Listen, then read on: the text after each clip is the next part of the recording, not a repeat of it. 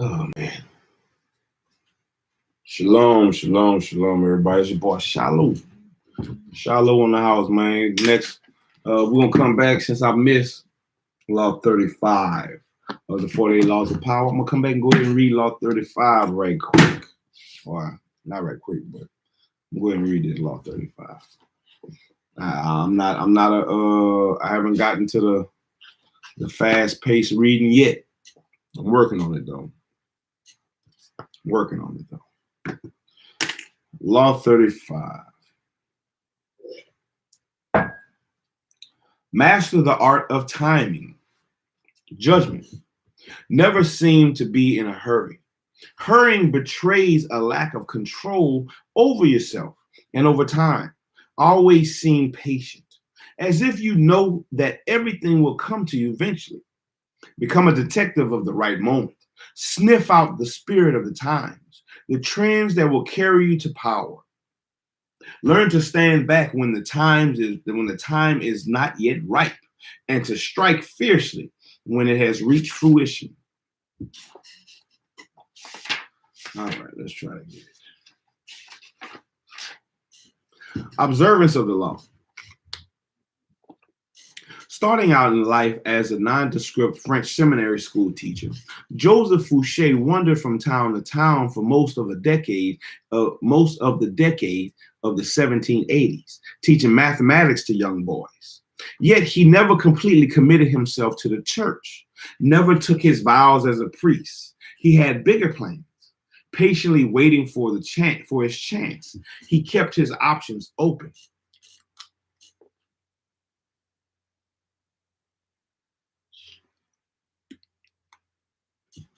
And when the French Revolution broke out in 1789, Fouché waited no longer. He got rid of his cassock, grew his hair long, and became a revolutionary. For this was the spirit of the times. To miss the boat at this critical moment could have spelled disaster. Fouché did not miss the boat. Befriending the revolutionary leader Robespierre, he quickly rose in the rebel ranks. In 1792, the town of Nantes elected Fouché to be its representative of the National Convention. Representative to the National Convention, created that year to frame a new constitution for a French republic. When Fouché arrived in Paris to take his seat at the convention, a violent rift had broken out between the moderates and the radical Jacobians. Fouché sensed that in the long run, neither side would emerge victorious. Power rarely ended up in the hands of those who start a revolution, or even for those who further it. Power sticks to those who bring it to a conclusion. That was the side Fouché wanted to be on. His sense of timing was uncanny. He started as a moderate, for moderates were in the majority. Excuse me. When the time came to decide on whether or not to execute Louis XIV, however, he saw that the people were clamoring for the king's head, so he cast the deciding vote for the guillotine. Now, he had become a radical, yet as tensions came to a boil in Paris, he foresaw the danger of being too closely associated with any one faction. So he accepted a position in the provinces where he could lie low for a while. A few months later, he was assigned to the post of Proconsul of Lyons, where he oversaw the execution of dozens of aristocrats. At a certain moment, however, he called a halt to the killings. Sensing that the mood of the country was turning, and despite the blood already on his hands, the citizens of Lyon hailed him as a savior from what had become known as a terror. So far, Fouché had played his cards brilliantly. But in 1794, his old friend Robespierre recalled him to Paris to account for his actions in Lyons. Robespierre had been the driving force behind the terror. He had sent heads on both the right and the left rolling. And Fouché, whom he knew whom he no longer trusted, seemed destined to provide the next head. Over the next few weeks, a tense struggle ensued when Robespierre railed openly against Fouché, accusing of him dangerous ambitions and calling for his arrest. The crafty Fouché worked more indirectly, quietly gaining support among those who were beginning to tire of Robespierre's dictatorial control. Fouché was playing for time. He knew that the longer he survived, the more disaffected citizens he could rally against Robespierre. He had to have a broad support before he moved against a powerful leader. He rallied support among both the moderates and the Jacobians, playing on the widespread fear of Robespierre. Everyone was afraid of being next to go to the guillotine. It all came to fruition on July 27th. The convention turned against Robespierre, shouting down his usual lengthy speech. He was quickly arrested, and a few days later, it was Robespierre's head, not Fouché's, that fell into the basket. When Fouché returned to the convention after Robespierre's death, he played his most unexpected move. Having led the conspiracy against Robespierre, he was expected to sit with the moderates. But lo and behold, he once again changed sides, joining the radical Jacobians. For perhaps the first time in his life, he aligned himself with the minority. Carefully, he sensed a reaction stirring.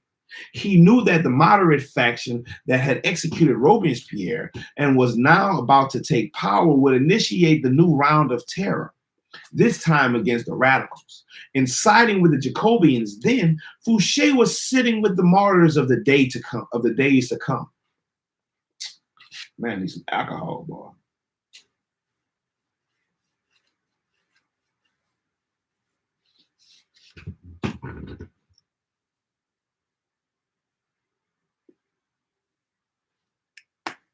Ooh. On the days to come. Sing on the martyrs of the days to come. The people who would be considered blameless in the troubles that were in their way. Taking sides with what was about to become the losing team was a risky gambit, of course. But Fouché must have calculated he could keep his head long enough to quietly stir up the populace against the moderates and watch them fall from power. And indeed, although the moderates did call for his arrest in December of 1795 and would have sent him to the guillotine, too much time had passed. The executions had become unpopular with the people, and Fouché survived the swing of the pendulum one more time. The new government took over. The Directory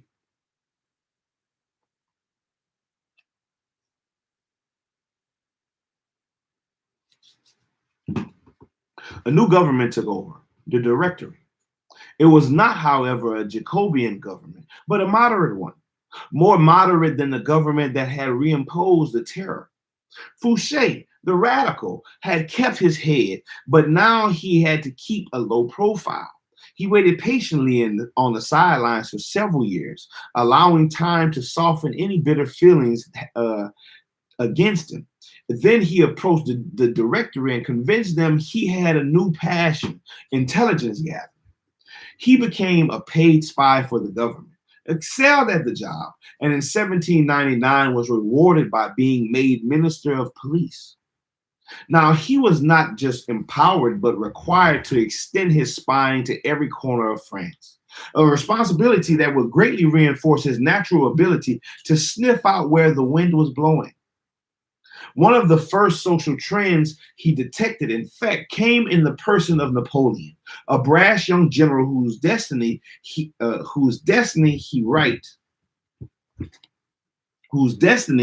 right away saw was intertwined with the future of France. When Napoleon unleashed the coup d'etat on November 9th, 1799, Fouché pretended to be asleep. Indeed, he slept the whole day. For this indirect assistance, it might have been thought his job. After all, to prevent the military coup, Napoleon kept him on as minister of the police in the new regime. Over the next few years, Napoleon came to rely on Fouché more and more. He even gave the former revolutionary a title, Duke of Otranto.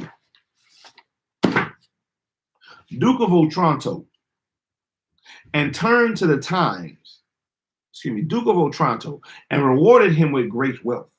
By 1808, however, Fouché, always attuned at the time, sensed that Napoleon was on the downswing. His feudal war with Spain, a country that posed no threat to France, was a sign that was a sign that he was losing a sense of proportion. Never one to be caught on a sinking ship, Fouché conspired with Talleyrand to bring about Napoleon's downfall. Although the conspiracy failed, Talleyrand was fired. Fouché stayed, but was kept on a tight leash. It publicized a growing discontent with the emperor, who seemed to be losing control. By 1814, Napoleon's power had crumbled and Allied forces finally conquered him. The next government was the restoration of the monarchy in the form of King Louis the 18th, brother of Louis the 9th. Fouché, whose nose always sniffing the air for the next social shift, knew Louis would not last long. He had none of Napoleon's flair. Fouché once again played his waiting game, lying low, staying away from the spotlight. Sure enough, in February of 1815, Napoleon escaped from the island of Elba, where he had been imprisoned. Louis the 18th panicked. His policies had alienated the citizenry, who were clamoring for Napoleon's return. So Louis turned to the one man who could maybe have saved his hide, Fouché, the former radical who had sent his brother Louis the 9th to the guillotine, but was now one of the most popular and widely admired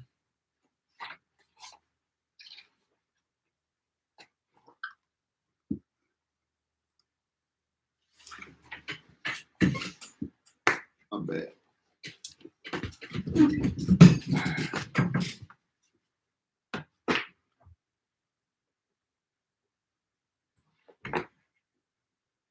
He refused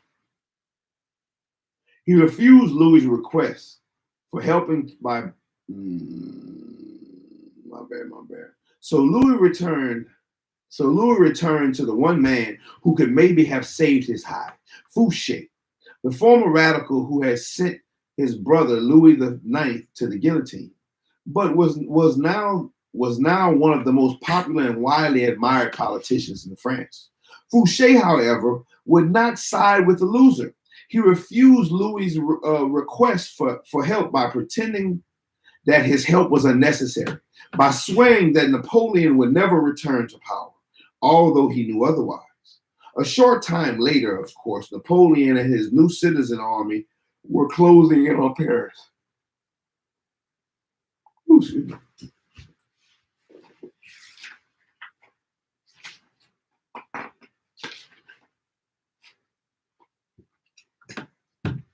Seeing his reign about to collapse, feeling that Fouché had betrayed him, and certain that he did not want this powerful and able man on Napoleon's team, King Louis ordered the minister's arrest and execution. On March 16, 1815, policemen surrounded Fouché's coach on a Paris boulevard. Was this finally his end? Perhaps, but not immediately. Fouché told the police that as an ex-member of the government cannot be arrested on the street. They fell for his story and allowed him to return home later that day. Return home. Later that day, though, they came to his house and once again declared him under arrest. Fouché nodded, but with the officer, my bad.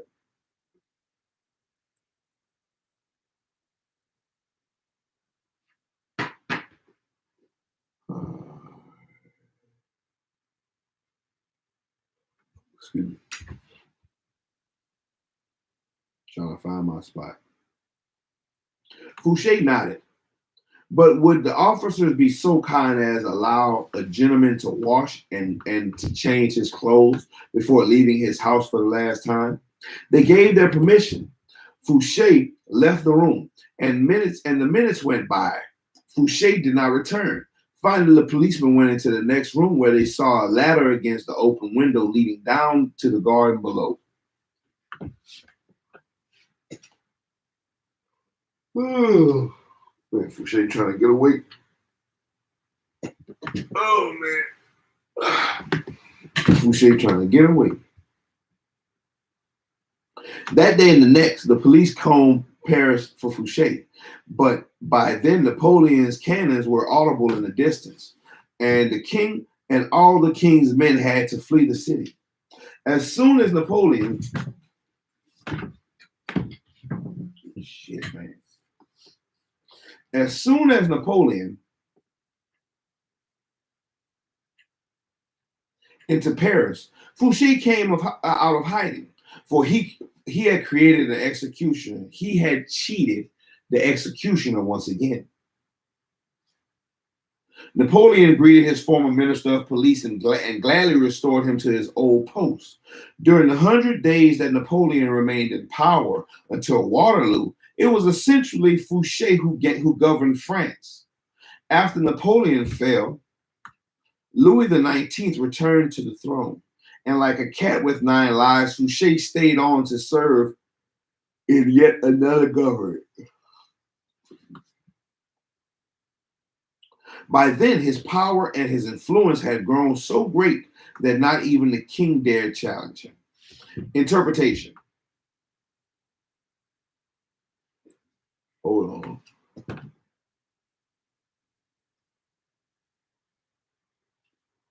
Whew. Interpretation. Whew. Only got one more page. 2 pages, my bad. Interpretation. In a period of unprecedented turmoil, Joseph Fouché thrived through the mastery of the art of timing. He teaches us a number of key lessons. First, it is critical to recognize the spirit of the times. Fouché always looked 2 steps ahead, found the wave that would carry him to power, and rode it. You must also work with the times, anticipate twists and turns, and never miss the boat. Sometimes the spirit of the times is obscure. Recognize it not by what is loudest and most obvious in it, but by what lies hidden and dormant. Look forward to the Napoleon of the future rather than holding on to the ruins of the past. Second, recognizing the prevailing winds does not necessarily mean running with them. Any potential social movement creates a powerful reaction, and it is wise to anticipate what the reaction will be, as Fouché did after the execution of Rosebery, rather than ride the cresting wave of the moment. Wait for the tide's E to carry you back to power. Upon occasion, bet on the reaction that is brewing, and place yourself in the vanguard of it. Oh, excuse me.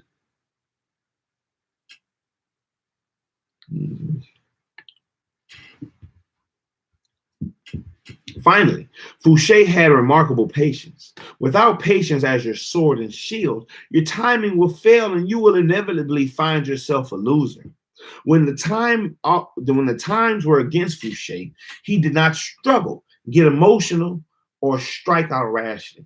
He kept his cool and maintained a low profile. Patiently building support among the century. The bulwark in this next rise of power. When he found himself as the weaker position, he played for time, which he knew would always be an ally if he was patient. Recognize the moment.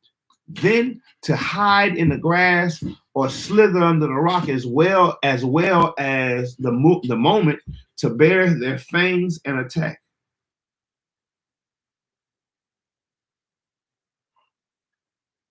Ooh, excuse me.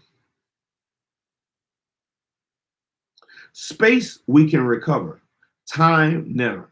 Napoleon Bonaparte. I need to piss.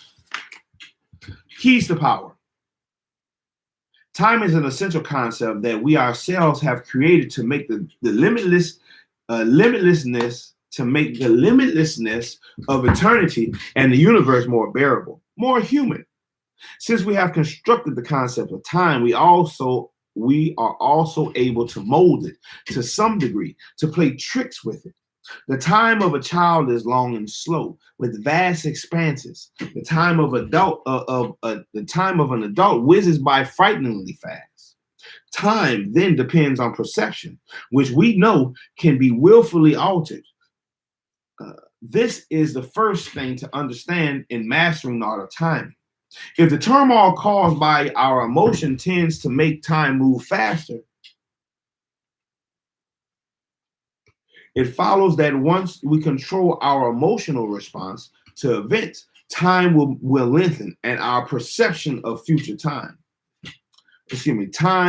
will move much more slowly. This altered way of dealing with things tends to lengthen our perception of the future, opens up possibilities that fear and anger close off, and always as the patient, and allows us, the patient, that is the principal requirement in the art of timing, and allows us the patience that is the principal requirement in the art of timing.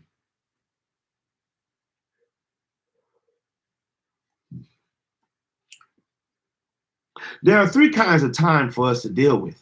Each presents problems that can be solved with skill and practice. First, there is long time, the drawn out, years-long kind of time that must be managed with patience and gentle guidance. Our handling of long time should be mostly defensive. This is the art of not reacting impulsively, of waiting of an opportunity.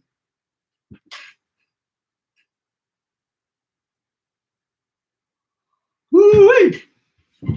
Woo-wee! What time it is? 12:35. Next there is force time, the short-term time that we can manipulate as an offensive weapon, upsetting the timing of our opponents. Finally, there is end time. When a plan must be executed with speed and force, we have waited, found the moment, and must not hesitate.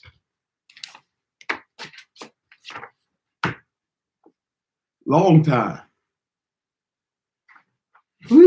Long time. Man, I'm trying to make a joke. The famous 17th century Ming painter, Xiao Yun, relates a story that altered his behavior forever.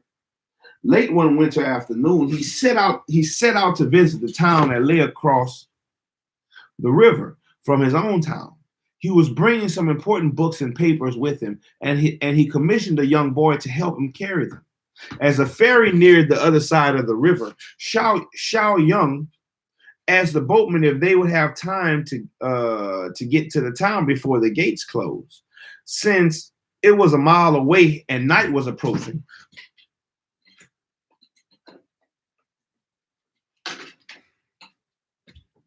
Since it was a mile away,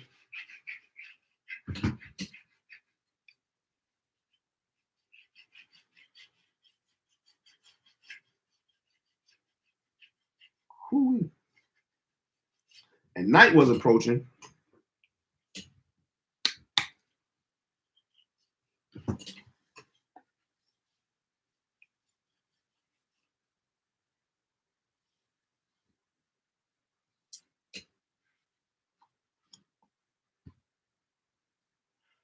oh, there you go.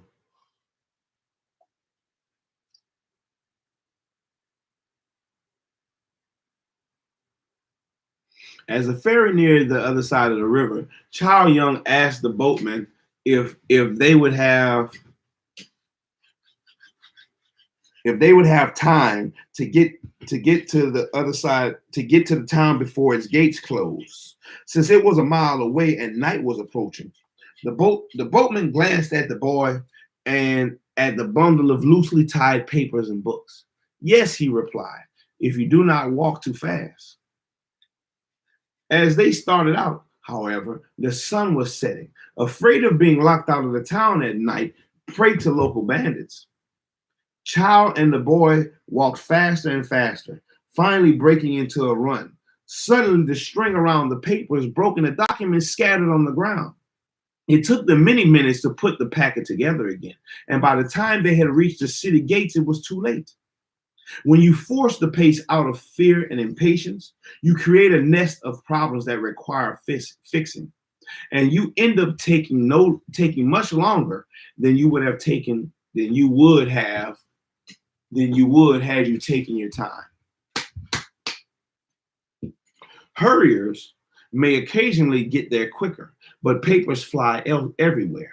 New dangers arise, and they find themselves in constant crisis mode. Fixing the problem that they themselves have created. Sometimes not acting in the face of danger is your best move.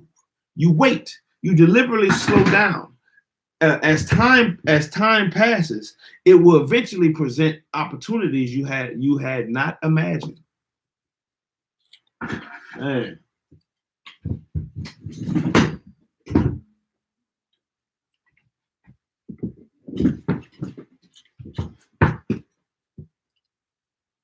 Waiting involves controlling not only your own emotions, but those of your colleagues, who, mistaking action for power, may try to push you into making rash moves.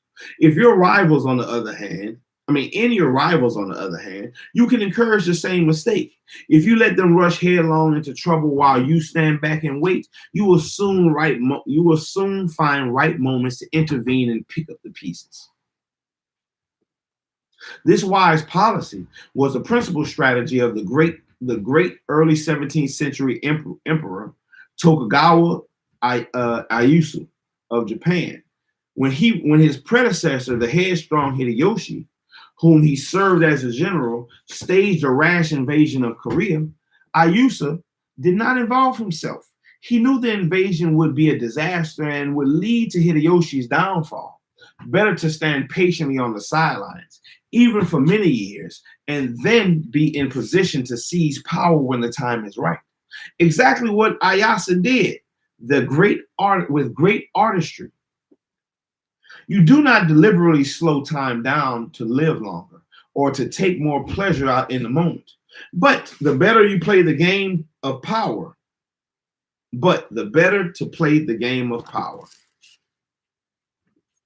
First, when your mind is uncluttered by constant emergencies, you will see further into the future. Second, you will be able to resist the baits that people dangle in front of you and will keep yourself from becoming another impatient sucker. Third, you will have more room to be flexible.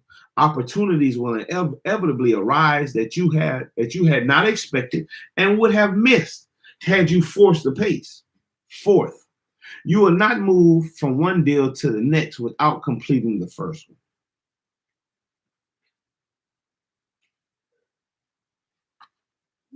Excuse me. To build your power's foundation can take years. Make sure that foundation is secure, but do not be a flash in the pans. Success that is built up slowly is surely the only kind that lasts. Finally, slowing time down will give you a perspective on the times you live in, letting you take a certain distance putting you in a less emotional charged position to see the shapes of things to come. Hurriers will often mistake surface phenomena for the real trend, seeing only what they want to see. How much better to see what really is happening, even if it is unpleasant or make your task harder. Ooh-wee. Ooh, man. All right. Force time. The trick in forcing time is to upset the timing of others, to make them hurry, to make them wait, to make them abandon their own pace, to distort their perception of time. By upsetting the time of your opponents while you stay patient, you open up time for yourself, with which is half the game.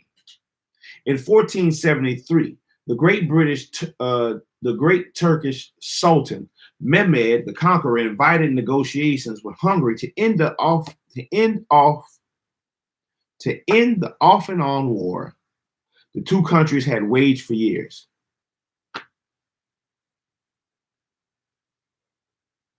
Ooh, excuse me. Man, it's getting to me. When the Hungarian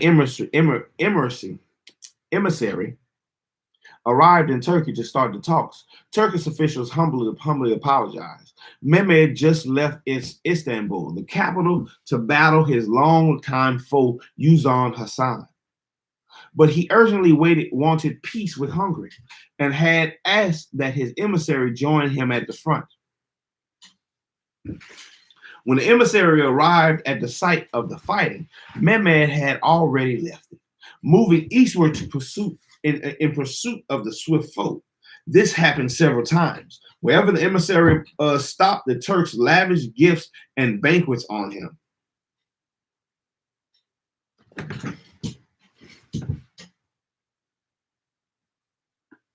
Whew, man. The Turks lavished gifts and banquets on him in pleasurable but time-consuming ceremonies. Finally, Mehmed defeated Uzan and met with the emissary. Yet his terms of peace for Hungary were excessively brash. After a few days, the negotiations ended and the usual stalemate remained in place. But this was fine with Mehmed. In fact, he had planned it that way all along. Plotting his campaign against Uzan, he had seen that diverting his enemies to the east would leave a western flank vulnerable. To prevent Hungary from taking advantage of his weakness and his preoccupation elsewhere, he first dangled the lure of peace before his enemy. Then wait. Excuse me. Then wait. Then made them wait, all in his own terms. Hoo-wee. Hoo-wee. Making people wait is a powerful way of forcing time. As long as they do not figure out what you're up to, you control the clock.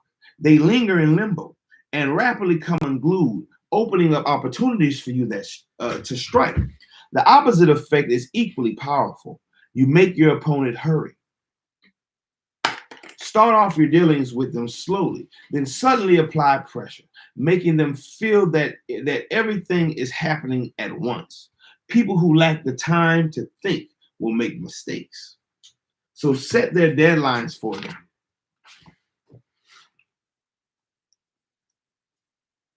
Man, my arm is itching, all these chicken bites, man.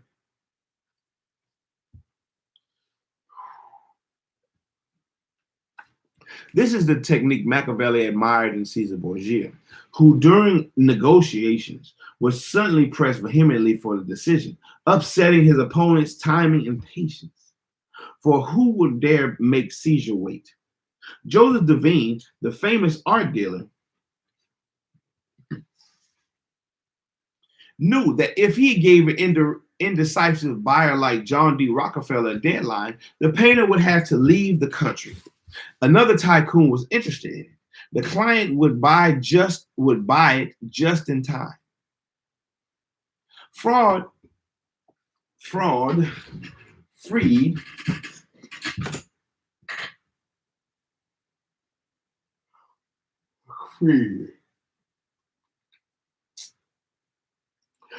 noticed Freud noticed that patients who had spent years in psychoanalysis without improvement would miraculously recover just in time if he fixed a definite date for the end of the therapy.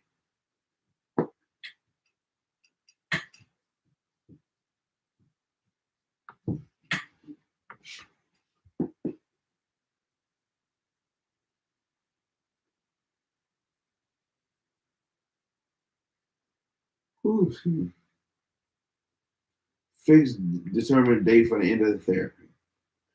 Jacques Lacan, the famous French psychoanalyst, used a variation on this tactic. He was sometimes in the customary hour session of therapy after only 10 minutes, without warning. After this happened several times, rather than wasting much of the hour with a lot of talking that meant nothing, the deadline then is a powerful tool. Close off the vistas of indecision and force people to make up their damn minds or get to the point. Never let them make you play on retracting terms. Never let them make you play on their excruciating terms. Never give them time. Magicians and showmen are experts at enforcing time. Houdini could often wiggle free of handcuffs in minutes, but he would draw the escape out to an hour, making the audience sweat. As time came to an apparent standstill, magicians have always known that the best always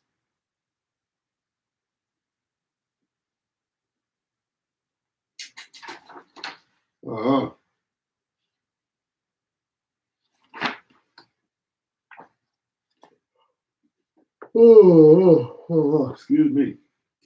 I'm almost there, man. I'm almost there. Magicians and showmen are experts in forcing time. Houdini could often wiggle free of the handcuffs in minutes, but he would draw the escape out to an hour, making the audience sweat. As time came to an apparent standstill, magicians have always known that the best way to alter our perception of time is often to slow down the pace.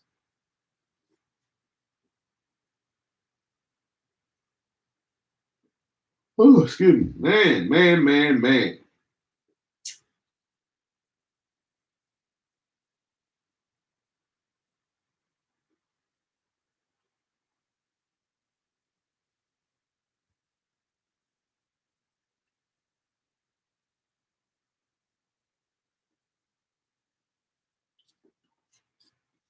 My bad, man. I'm trying to find my place where I lost my place.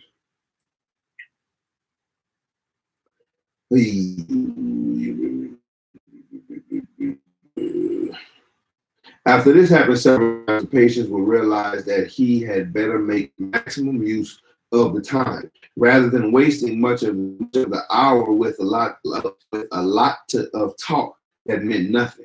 The deadline then is a powerful tool. Close off the vistas of indecision and force people to make up their damn mind or get to the point. Never let them make you play on their excruciating terms. Never give them time. Magicians and showmanships are experts at enforcing time.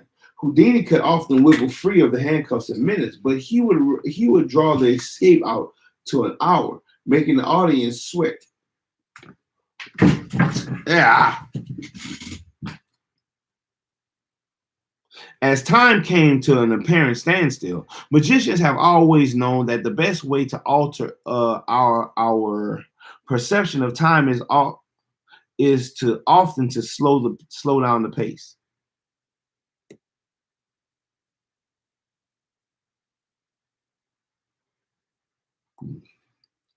Hoo-wee.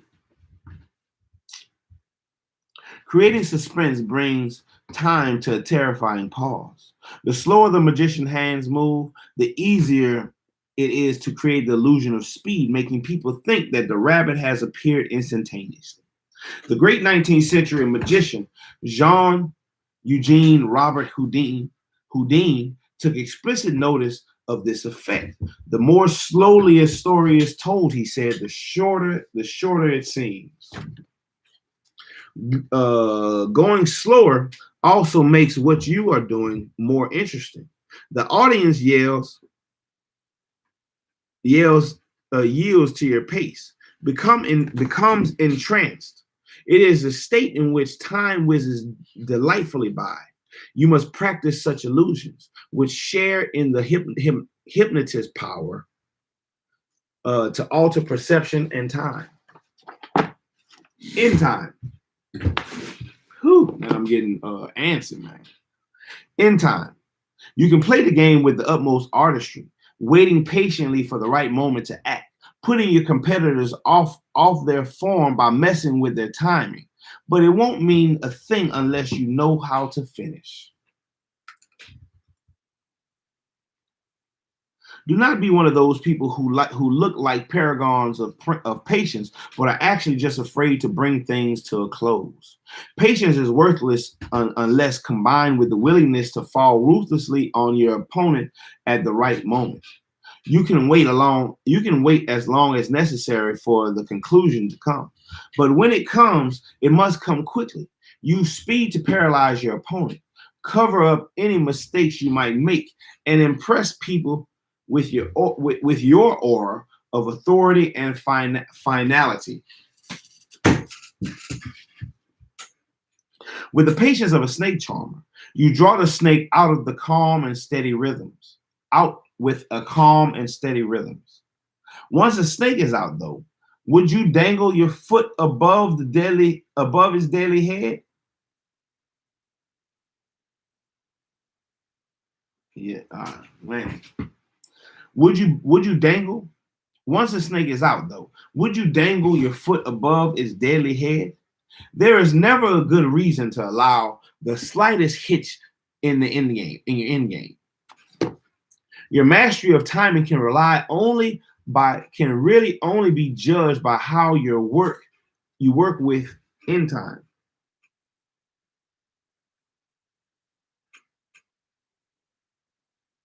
Woo, shit. Your mastery of timing can really only be judged by how you work within time, how you quickly change the pace and bring things to a swift and definite conclusion. Image, the hawk. Patiently and silently, it circles the sky, high above, all seeing with its powerful eyes.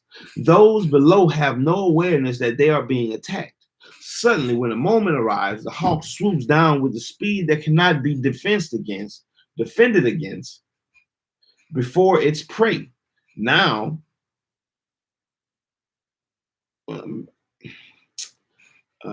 before its prey knows what has happened, the bird's vice-like talons have carried it up into the sky.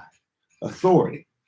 There is a tide in the affairs of men, which taken at the flood leads on to fortune, omitted all the voyage of their life, is bound in shallows and in miseries. Julius Caesar, William Shakespeare, 1564 to 16.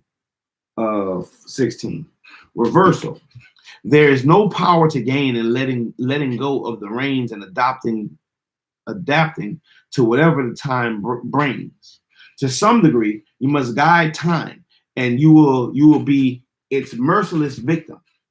There is accordingly no reversal to this law. Whew, man, I pushed through that. My bad. I apologize, man. I hope y'all dealt with me. That was Law 35, Master the Art of Timing. And next time I'll come back with Law 37. Law 37, now that we caught up with everything, Law 37 will be next time. Man, shalom, man. Y'all have a nice night. Shallow out.